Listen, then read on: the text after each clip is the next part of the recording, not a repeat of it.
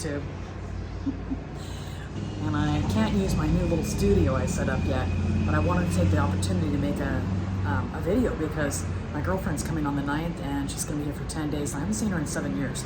I figured there's a lot of jawing that's gonna happen. So anyway, I wanted to make sure I was faithful about getting my YouTube videos out. So here I am, and look at this cute top. Actually, it's a dress, right? I liked it so much and it gave me such a feeling of confidence that I decided to go ahead and get one in black. And so I wore that today. Hubs likes it, so it was just kind of a big win. It's noisy here in Mazatlan, Mexico. That's where we winter. And it's kind of more than wintering now. We spent about 6 months here. Now that Hubs is done with the house project in the United States, we come down here for when the weather's kind of bad. And it's much preferable to what we have going on there. I want to give you guys an update. I just started following a gal named Stephanie Keto person, and she is my exact age. I think I turned 56 in July. She's turning 56 like this month, so we're like 6 months apart. Anyhow, I really respect that. We have a little bit different lifestyles, a little bit different life histories. She's never had children. I have. So there's a little bit of physical compromise that comes with having babies. I'm not making any excuses there, but it's just that you can't carry life in your body, in my case 4 times, and not have some ramifications physically from that. You know, a little bit looser skin, maybe some stretch marks, whatever. But given that, I still like that she's been keto since she was 40. She claims that, and I like it. And she's very smart, she's very well versed, has a really good, concise, casual narrative, which I like. And I have been, as you guys know, clean eating since November 28th. I haven't had one cheat. I did have one tiny little bite of cauliflower. This kind of like roasted cauliflower stuff, just to be polite last night. So I didn't seem like, you know, a total freak or something. A crazy, as Steak and Butter Girl calls some people that view us that way, as we're crazy. Actually, I'm just desperate to heal my autoimmune problems. And I'd also like to take off some of the weight I've gained. But that's secondary, totally. But I just decided, I said, oh, I'll increase my protein and I'll decrease my fat. Now I'm fat burning, so obviously I can't take fat out. I can't get it too low. So we're looking at decreasing my fats around 100 grams or so each day. And I was pushing my protein closer to about, 150, 160 right in there. Well, when I lost weight before, as I mentioned in my last video, it was more like 160 something for fat and 120 something for protein. And that was a winning combination. But I didn't like how I couldn't have cream in my coffee. It was like I was completely without any joy as far as consumables went. And I know there's people like, Sean Baker and Dr. Chaffee and some of those people that's all they do. And Jordan Peterson out of default because he needs to. And they eat that narrow. For myself, it's just like I feel that each day I need to have something where I look forward to it. Yeah, I know eating's just to fuel our bodies. I get that, and I don't mind that precept. I don't mind being faithful of giving my body the highest nutrition I can. So, toward that end, I am not seeing enough improvement. I'm just not. My skin, if anything, since I went higher protein, has gotten worse. It's flaking, it's dry, the topography is garbage. My eczema hasn't come back in my ears, but it's still lingering, I still have scalp stuff. I don't feel that well. And my eye stuff, I got these itchy kind of infection, they're better today, if you'll notice. This one's especially much better. This one has just a touch of it. And I just feel like I'm missing the mark. I feel like I'm up to bat, striking the ball with a glancing blow. Okay, for you baseball people, okay? I'm not digging it. It's a lot of work to not see some kind of recompense, right? I was listening to Stephanie, a keto person, and she says, I had to listen to a few videos to actually get some stats. Because, they say don't track, eat to your full, all that stuff. Well, that's well and dandy, but fecker. I want to actually have some guideline to begin with. So I have some place to start, right? So she says she's recommending for women 200 grams of fat each day and no more than 70 grams of protein unless you're tall. So I took that to mean me because I'm 6 inches over the average height. And I can tell by looking at her, she's not a centimeter over 5'5" or 5'6". So she's not a tall gal. I am. What does that mean? Well, there's just more of me. Even if I'm rail thin, there's still just more of my body because I'm taller, okay? That probably means upwards of 80 grams or so for me. And so I started kind of playing around with my carb tracker just to kind of see, what I would be eating each day to make those marks. And I don't want to just get my fat through cream, okay? I don't. And she really advocates butter a lot, and I don't use butter that much. I use it a little bit, and then I use bacon grease, and I use cream kind of for my fats. But you guys know I'm trying to get away from cream. Cream has some carbohydrate, and butter doesn't. So it's like I'd rather maybe do that instead. So she said it had a lot of nutrients in it, very good fats and stuff. And so I was like, okay, can I switch over to butter more? Had my 4 tablespoons this morning of cream. And we go by grams here in Mexico. It's not in the imperial system. So it's in the metric system. And I've had to do some grappling, some mental grappling. And pretty much, I think it's 360 grams instead of a pound of butter here. And that equates to, I think, three-ish ounces per stick of butter. Instead of the 4 it would be in America with the imperial system. My thought process is I have to have 1 stick of butter here plus another third to half to hit that 200 grams and still have my cream and my coffee. Now, what about my protein intake? So today I figured it out, and I would have to have 5 scrambled eggs, and then I would have to have about 6 ounces of meat, either in the form of the ribeye steak, or in the form of like one of my bigger burger patties, about 6 ounces. So we're looking at 1/3 pound-ish. And it doesn't seem like a lot of food, but I want to just go over some key points. And if you're tuning in for the very first time, I have been keto since 2017. I've been carnivore since 2020. I've done a lot of aggressive fasting. I've done a lot of restriction before I was keto. I've done a lot of stuff. And I am burnt out with fasting. I'm 100% burnt out with fasting. She said some things in her video about cortisol and some other things that I kind of keyed in on. I'm having some trouble sleeping and some other things. And she seems to think that enough fat is the solution for the majority of the malaise. If you're, waking up at 2 or 3 in the morning, if you're trying to stabilize your hormones, all these things, which I already knew part of the science on that. So I was keying in on that. I was agreeing with part of it. It's just that I've been resistant to having that much fat. I'm like, aren't I having enough fat? I've got fat on my body and everything like that. So the thing that convinced me is that 1, she's my age. Okay. 2, she's female. 3, she's been doing it 16 years. 4, she looks great. And she's had some very debilitating injuries because she was a professional skateboarder before. And so she's wrecked her body to such a degree that she can no longer do squats or running or anything like that. Like, she has to just be kind of a regular person, and she walks and stuff like that. But she's got abs and stuff, guys. So her goal is to pretty much be in ketosis all the time. So when she's in ketosis, she's on a constant fat burning protocol. And it takes consumption of fat to burn fat. So I've just decided that the protein thing, the higher protein and lower fat thing, isn't working. And I don't mean no fat, guys. I would never take below a certain amount. But what I instantly noticed was that when I started lowering my fat, I got rid of all cheese, and then I took down my cream consumption by 2/3. Okay.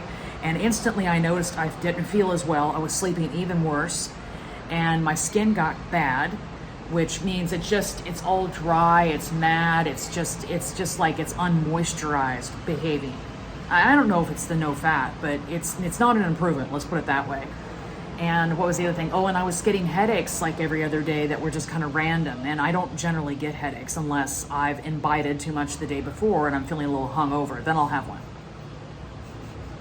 Yeah, so I did like a week to 10-day experiment with the ratios, and I didn't think it improved. The scale didn't move. I didn't feel better. My body wasn't feeling more healed. So it could be because of my hormone situation, my thyroid situation, having Hashimoto's, that I might be one of those hard cases that needs a ton of fat for a while. But it seemed to me that before I had a ton of fat and I just gained weight, but maybe I was having too much protein in combination with it. So I'm gonna try this new regime. I'm gonna top out, she said 70 grams for protein each day. I'm gonna take it to 80 because of my height. I'm gonna hit the low, it's gonna be 200 for me on the fat, but I don't wanna get it all from cream because I think that stalls. It's got carbohydrate in it, and I just wanna have a little bit to make my coffee nice. I might even start doing 1 tablespoon of cream with 1 pat of butter. I might go back to that. I used to do that on keto, and that was pretty good too. So I'm gonna try that, guys, and I'm gonna see how that works. And so far, I have not lost any weight. I haven't gained any weight. I've kind of been losing and gaining the same 2 pounds since November 28th. I like that in some ways because even though it's higher than I want it to be, it's still stable. And eating this way is better than eating the other way. But I was just expecting a little bit more improvement in the areas of my ligaments and also my skin. It's just trash, guys. It's just trash. I mean, I don't know if you can see it in this video, but you know, I'm very scaly and very like non-uniform, right? But some exciting news. I want to do another video on this, but we'll see how it goes. But I'm jumping on the Sean O'Mara bandwagon, and he's a guy that advocates sprinting to get rid of visceral fat, which is the most dangerous and predominant health marker of bad fat you can have. Like, all of us need a little bit of fat, sebaceous fat, on top of our skeleton and musculature. That's healthy to have, you know, a little bit of that everywhere. His information is compelling. His scientific information is compelling. He's part of a large group of doctors that had got some funding to do studies, and he takes these images that are almost kind of like from the brain down, sort of. I don't know how he does it, but it shows like a cross section of your stomach, like an oval. And then it shows, I think the dark part is non-visceral and the light part is visceral fat. And I was just so moved yesterday when I saw one of his videos that somebody else featured, that where he said he had a guy that was a long distance runner, and he was one of the studies, and he said, all you need to do, don't change your diet, eat as you always do, is just drop the distance running and just start sprinting instead. And then he had a cross section of his body before and after within a 3-month difference, and it was remarkable that, you know, he wasn't low carb or anything. He just was doing his same diet. He hadn't changed anything. Now this guy, Dr. Sean O'Mara, advocates, you know, basically carnivore eating with fermented foods, with things like, you know, pickles and sauerkraut and such. And of course, we're evolved to eat fermented food, so I'm on board with that. I can't wait to give that a try when I return home and I can have claws in again if it doesn't bother me, and in the past it has not. So I think the fermentation process does something to the vegetables to allow me to get nutrients or have something that is uniquely evolved for my system. So I'm excited about trying that. But he has such compelling science that I wanted to give it a try. So my friend and I, B, she lives next door to me here in the condo complex. We're very good friends. She's a natural athlete, and she's always up to try everything, okay? So today we walk on Tuesday, Thursday, Saturday now, and I told her about my scheme. I said, listen, I listened to this guy, I want to give it a try. And she goes, okay, I'll give it a try. And so we're now gonna not walk. We're just gonna walk till we get to a certain point on the Malecon. And then at that point, we're gonna jog and then work up to accelerate so that we can sprint. And so I did 6 sprints today, around 6 to 10 seconds each. And I mean, I feel it in every ounce of my body. The only thing that doesn't hurt is my head. I'm fatigued. I can feel it. And of course, sprinting would be an all over body workout because you have to use your core and your shoulders and your arms because you need to go at top speed. You can't just run and just let the rest of you jiggle around. You have to be engaged to sprint like that. And I was never a sprinter. I was always a long distance runner. I did ballet before then. Sprinting never interested me. It seemed hard, and it is, but it's short. So B and I have decided that we're going to go out Tuesday, Thursday, and Saturday mornings at 7:30, and we're going to stretch a little bit beforehand because Achilles tendon, right? And he was very careful to mention, he's almost 60, or he is 60, that if you're over 50, you do need to stretch. You don't sprint from a standstill. You start to jog, then you accelerate, then you sprint. So you're actually running for like 20 seconds total, but you're only running full tilt for about 10. And that's a hard thing to keep count of, actually. You think you would, but you just want to stop earlier than you're supposed to, of course. And so I wouldn't mind, if I keep up with it, I wouldn't mind maybe getting a watch or something like that and just setting it, and it beeps when it's time for me to stop running, right? Anyway, that's if I keep doing it. But I would rather just go out for a half an hour and do 6 sprints and be done with my movement for the day. I mean, walking to me is a chore. I like being out of doors, but I don't like the walk for its own sake. Oh, let me just go out and walk for an hour. Ugh, it seems boring and kind of like a trudge instead of anything fun. But the sprinting, with that kind of evidence, I want to do it. Here's the takeaway, guys. I'm reversing my protein and fat grams, and I'm putting my fat grams at 200, and I'm going to put my protein between 70 and 80. Now, you guys know me. You know how insane I am and freaked out over my weight. So you know that if I start packing on a bunch of weight, I'm going to have to stop because I'm already 15 pounds more than I'd like to be. At that stage, I would then fine tune it. But given how she looks, I'm going to have to say there must be something to it. And she said she's had 8,000 plus clients, and this is her results and her findings, anecdotally speaking, from having had that many clients. I'm going to just give it a try. I gave the protein thing a try. I did the steak and butter girl thing. I did, what some of the gurus were doing, and that was not working for me. I didn't feel as well, and then I didn't lose any weight, and 10 days is long enough for the scale to move. I was real careful, and I'm only drinking alcohol when we go out to a restaurant like once a month right now, or once a week, because I want to just see if I can't give my body a break from that as well. I enjoy going out and having some cocktails with friends and stuff like that, but I just don't want to have anything in between, so I'm not gonna do that. I told B, I said, I'll give it up for the month, but it just doesn't make sense. I have all these social things and stuff, and I just want to partake, and B's like, that's an excuse. And I said, well, this is what I'm actually doing with my diet.